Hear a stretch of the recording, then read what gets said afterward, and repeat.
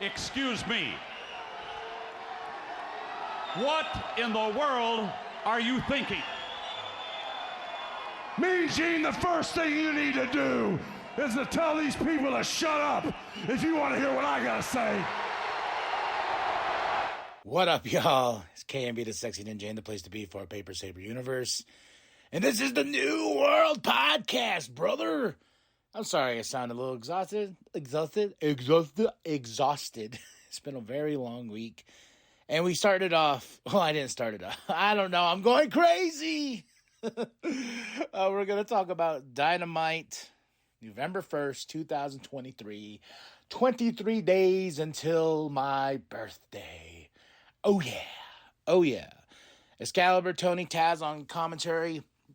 We're in Louisville, Kentucky. We started off with Renee with MJF before the show starts. Calls Adam Cole on video chat. Here comes Roderick Strong. Adam! MJF has to find his partners tonight before the big main event. And if he wins this main event, he gets his championship back. Yeah, good. The champ needs his championship back, right? Right? Then Roderick's like, he's the devil. He has to be. Then we get a glimpse of the devil, and I think the devil is Adam Cole. Like, that's what we're building up to, is Adam Cole is going to be the one to portray Max in a big, big way. So I just feel it's coming. We started off with the AEW International Championship. Orange Cassidy goes against Claudio with Yuta outside. Yuta gets kicked out when Hook comes out. This was a good match. This is a good match. I would say 90% of it was Claudio whooping Orange's ass. And Orange winning was kind of just pure luck, and Claudio was a little disappointed, but here comes Jon Moxley, and we have this rivalry between Orange Cassidy and Moxley, gets all heated, and Jon starts beating the shit out of Orange. And, and Claudio pulled Jon Moxley off, and I thought he was going to help Orange, just because out of, respect or anything. But no, Jon walks off. He's angry, but I still like the fact that him and Orange are going to fight each other at Full Gear, as we got a promo later on. MJF's backstage. He has to find a partners. He goes to Kenny Omega's locker room. Jericho opens the door, looks at him, and he goes, "Is Kenny here?" Then Jericho slams the door on MJF, and out of nowhere, it's kind of scaring me. Fucking Wardlow just goes and grabs MJF and throws him against the wall. He's like, "You took everything." Wardlow. And I was like, oh my gosh, what is he going to do to MJF? Get out of there, MJF. Blow a whistle. Something. But he left him there hanging. And then MJF was like, oh my God. And he walks around the corner, and there's the Acclaimed. There's Max. He's like, come on. And what Daddy asked, and my favorite part about this is MJF was like, get away from me. And we just get, damn it, Max. We had to hide here for nothing. Oh, man. This whole Acclaimed and MJF stuff, especially with Max, is just fantastic, in my opinion. We had that Moxley promo, and he's confirmed that Orange Cassidy is going to put the International Championship at Full Gear. Next up is the Ring of Honor World 6-Man Tag Team Championship. The Hung Bucks versus Brian Cage at the Gates of Agony. And Brian Cage and the Gates of Agony win the championships. All due to the Hangman getting distracted by Swerve and Prince Nana coming out. Swerve saying, "Whose house?" Swerve's house. And he goes, "I was in your house, wasn't I, Adam?" And then they run off, and there goes Hangman Adam Page. And then we get Brian Cage and Gates of Agony tear up the Bucks and win the championships. And, then they go to Adam. Adam's backstage and Swerve. They're brawling, and there was this random security guard just laying there. I was like, who is that? Is that a random security guard? And Tony Schiavone was like, who is that? And I was like, oh, that's scary. Me and Tony's on the same wavelength there. But Matt of the Young Bucks is not happy and kind of loses it. He starts slamming the chair and hits pulls the table where the ring, the bell gets rung. I don't know. He's just losing his shit. Like, he's upset. He's frustrated. I don't know if this is real. I don't know where we're going with this, but he's a little bit of a hothead, and it shows later on. MJF backstage, he goes to Joe's door, and remember what the stipulation was? Joe's like, I will help you, but you're going to have to give me a title shot. I think MJF will pull that trigger later on. Darby... He goes to Darby's door. He grabs the thing and he pulls it off, and he puts emo bitch on his door and walks off. There's the Acclaimed again, and he's just like, no. Damn it, Max. We have Adam Copeland coming out with Tony Schiavone. You know, I gotta say, you know, with this attendance thing, you know, people showing the arenas half empty and stuff like that. You could tell, you know, people who were like, oh, no, that's not true. It's not. If you watch the way they filmed the show, like, they clearly try to get, like, if you watch the starting of the show, when they show the ramp, they show the good crowd on one side, but they definitely cut it off on the other side because they don't want you to see that there's no one on the other side. And if you don't fucking believe me, look at Adam Copeland when he comes out. He comes out after Tony announces him, and he runs to the left. We'll see. He's coming out to the left side of the arena, and that's it. He always does both sides. And I think there's a video of him. It's like when he realizes only half the arena's full. Like, he's showing him run to the other side. Like, yeah, and once the other side's like, oh, there's no one here. Okay, well, this is a clear indication that other side is empty because Adam only went to the left. So it's, you know, I don't know what's going on. Business is not great right now for AEW, apparently. But, you know, but I just think, I don't know, like, someone said AEW is cold right now. Like, what is hot right now in AEW? They got a lot they're working on. There's a lot of stuff that I enjoy personally as a pro wrestling fan. This is why I'm here. This is why I watch every week. It's why I talk about Dynamite. But it needs something. It just, AEW just needs something to get the little bit of the edge back. You know, because I think they lost to NXT this week, if I saw the numbers correctly. So, Adam gets in the ring and he compliments Tony. He's like, yo, Tony is great, blah, blah. Get Tony, if you knew how many hats he wore in the back, blah, blah, blah. Fucking Excalibur goes, well, Tony obviously slipped Adam $100 bill. Taz's like, yeah, I know, right? Tony Chance, get out of here. I was like, damn, Excalibur. But here comes Christian Cage, Luchasaurus, and Nick Wayne interrupting Adam. You know, then it just came down to an inevitable. They go at Christian's like, I'm gonna break your neck and stuff like that. So definitely trying to goat Adam into fighting him. Sting comes out, Darby comes out after they're beating down Adam, and then it comes down to Adam spearing Christian. And he tells him, like, you're going to break my neck and I'm going to beat your ass at Full Gear. And Sting, Darby, if you'll have me as your partners, I'll be your partners. So at Full Gear, we'll have Christian Cage, Luchasaurus, Nick Wayne versus Sting, Darby Allin, and Adam Copeland. So that's a big match. And that is a big match. Tony Khan is with Nigel McGuinness. They announced that All in London, August 25th, 2024. Tickets will go on sale in December, and you can get early access by signing up and knowing when you can get the best seats in the house. I still wonder, you know, I saw the attendance of what they showed. It was like 81,034 or whatever attendance, and I was like, is that the one they announced that thing, or did they actually adjust it? And they actually said something that made, when Nigel was like, tickets sold. Not who was there in the arena, but the tickets that were sold to make it the biggest thing. You know, like, it's promo stuff, man. Promotional stuff. Chris Jericho and Kenny Omega, the Golden Jets. Feels like a Chris Jericho thing, you know, name-wise. Versus Daddy Magic and Cool Hand Edge. I wonder who's going to win. Oh, Jericho and Kenny Omega, but the Dawn family. Hobbs, Kyle, Takeshita. Dawn on commentary during this match. And, you know, Dawn's like, you know what? We're going to end this. This is going to end in a street fight. You know, that's what we're going to do. 2 weeks from now. Not at Full Gear, but 2 weeks from now, we will have a street fight. These three against you two. You need somebody. Paul,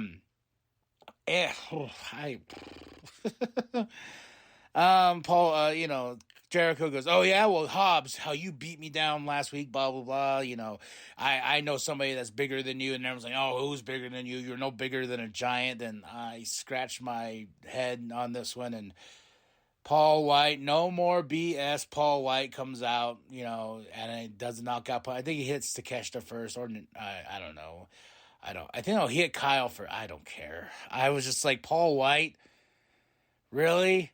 That's who they're teaming? Okay. So it's going to be Paul White, Kenny Omega, Chris Jericho versus Hobbs, Kyle, and Takeshita in a street fight. I don't know. This storyline is just... I'm trying to be positive here. I like Paul. I think his little moniker of no more BS is kind of funny because it's a double play, you know, no more bullshit, no more Big Show, whatever. He's Paul White, you know. I just, I don't care. I'm sorry, Kenny, that you're all in this. And then go backstage. It's Kenny and Chris, you know, they're with Renee and talking about their matches coming up and how Paul White's involved. And the Bucks are back there. Matt gets a little heated. You know, he says, you're bringing this dude in our locker room now? To Kenny, and Kenny's like, yo, enemy of my enemy. That's what it is. Then Matt gets a little heated, and Nick just follows. And, you know, the frustration is there. I can see it. And he tells him, like, yo, clean. And Matt, as they're walking out, like, clean up our locker room. Jericho's drinking the water and just tosses the water right and says, clean it up, Bucks. You know, trying to be clever in all these ways. AEW Women's World Championship, Sheeta versus Willow Nightingale. Sheeta for the win. Toni Storm comes out. Sheeta's had enough. She's been interrupted 3 times by Toni Storm. Sheeta's like, fuck you. She goes after Toni. That was the best part about this whole thing. And then Julia Hart's behind Willow. Sky Blue comes out. What's Sky Blue going to do? She looks like she's going to turn on Willow, but no, she missed Julia Hart. Missed her eyes and all that by a lot. Like, it just put, like, her chin on down. But it just showed that Sky Blue is still Will Nightingale. They still have a rivalry with Julia Hart and everything like that. And I just like Julia's like, curse you, Sky Blue. Oh, curse you. So, but Sheeta versus Will Nightingale was a fun match. You know, a few spots kind of botched and everything like that. But overall, I enjoyed it. MJS backstage, you know, he's just like, I need something. The Acclaim come up to him. And Max goes, we'll join you. You know, we'll join you if this is like the stipulation. This is what you wear. And he grabs the bag, opens it up. And you already know it's pink gear. And MJ's like, no, I got one more team on here. Turns around, you know, leaves the Acclaim and Daddy Ass and walks up. It's Jay Lethal, Jeff Jarrett, Sanjay Singh, and Karen like, come on. And then MJF looks at the bag, and you know right then and there he has made his choice that that's who he's going to team with is the Acclaimed and Daddy Ass. Next up, we have Renee with Roderick Strong and the Kingdom. Backstage, they call Adam, and, you know, Roderick screaming, Adam! And they made a T-shirt for this, too. Made a T-shirt for Roderick Strong that says, Adam! You know, it's great stuff. And Adam's like, shut the hell up, Roderick. And he hangs up on them. The Kingdom try to call him back and everything like that. Then we cut over to our main event. 8-man tag team match. Bullet Club Gold versus MJF, the Acclaimed, and Daddy Ass. MJF's got pink gear. This was a fun match. And... okay. All right. The stipulation of this match was if MJF could find some partners to take on Bullet Club Gold, he will get his championship back. And I was like, yes, please, just give him back his championship, because I made my frustration known about how MJF and Kenny Omega's one huge fucking match, and the title's not there. Like, visually, you know, it was just a little bit frustrating. So I was like, okay, you know what? Fine. For fucking story's sake, we will have him win it back at Dynamite, right? Wrong. Bullet Club Gold wins. And right then and there, I sunk in my chair. Even the crowd was saying, bullshit. And after such a great match and everything like that, Jay White still has MJF's title. And I'm like, are you fucking kidding me? He's not going to get that championship back until Full Gear? Like, and he's wrestling twice on the same show. He's going to be on the 0 Hour defending the Ring of Honor championships, against the Guns. Like, I don't know, man. I love Bullet Club Gold. Everyone knows this. Bang Bang Gang all day, guns up and everything like that. I love Jay White. I love the Guns. I love Juice Robinson. I love this rivalry and story between MJF and Jay White. But my fucking God, just give him back the championship. Tony, fucking stop it. I don't know. I don't know what the play is here. Like, you are just like, he's the bully. Yeah, I get it. But I don't know. I feel this was the night that MJF should have got it back. Or in booking decisions, this is where, like, I was thinking this was going to go because they lose. And I was like, oh, fuck. Okay, well, he's got to give the championship back, right? Boom, hits Samoa Joe's music. He signed a deal with Samoa Joe. Samoa Joe wipes out the Bullet Club Gold, grabs Jay White's championship and hands it back to him. Grabs the championship, hands it back to MJF, and everything like that. And then Joe looks at him and was like, you know what this means, right?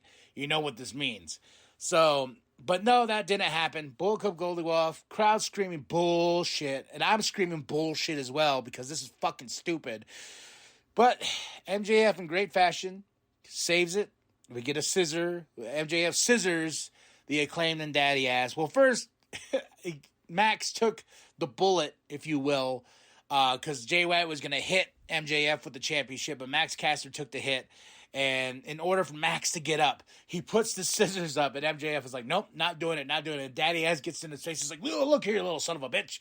Everything we've done for you, everything he's done for you, and everything like that, blah, blah, you're going to scissor. And I think just to get the crowd back in, instead of screaming bullshit, MJF's like, fine.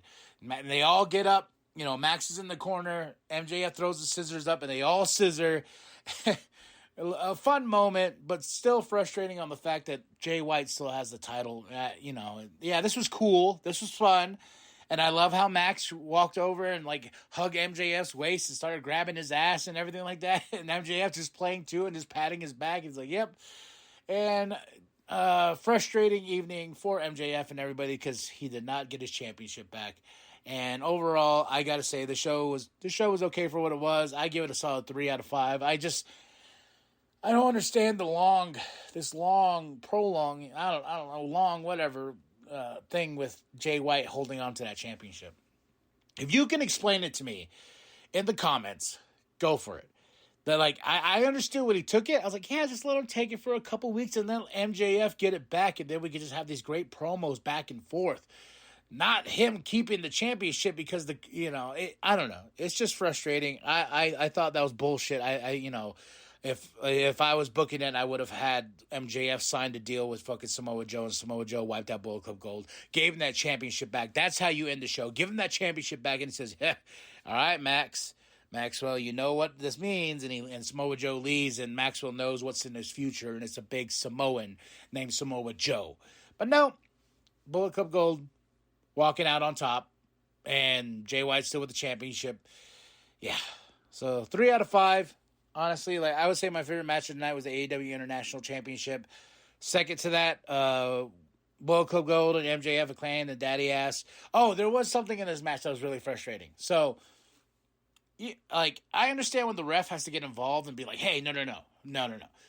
Because Max Caster kept on getting his ass kicked when the refs were getting distracted. And here comes Daddy Ass and everything, and they Bowen and everything like that. They come around the corner and they're like, no. And the ref's like, They did this, like, two times, and I was like, okay, that now. Then when it came to the third time with the Bullet Club Gold distracting the ref and them to beat down Max, I was like, all right, fuck it. Don't let that ref get in the middle again. Fuck it. We need to, I want to throw hands here. Start throwing hands, start throwing haymakers, start beating the shit out of each other. There was never that moment in this match I was waiting for where all of them were in the ring at once, standing face to face, and then just going right at it. I know we're getting the tease of Jay White MJF. It's like as soon as MJF and Jay White's in the ring, Jay White goes back to the corner and he hides. I don't know. That the ref thing was getting really frustrating because I was like, I want to see these two teams throw hands. Just have them throw hands. Let MJF get some form of retribution. And once again, that doesn't happen. Yeah, sure, we got a some scissoring going on, but yeah, that's it. I'm done. Okay. 3 out of 5. Drop your comments below. Hit that like, hit that subscribe, share it with your grandma, share it with your grandma, share it with the bum down at Walmart.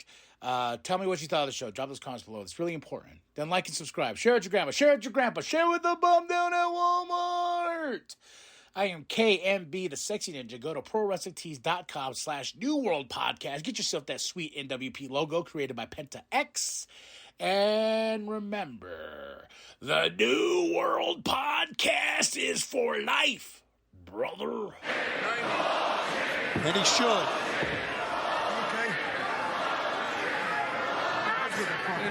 Okay.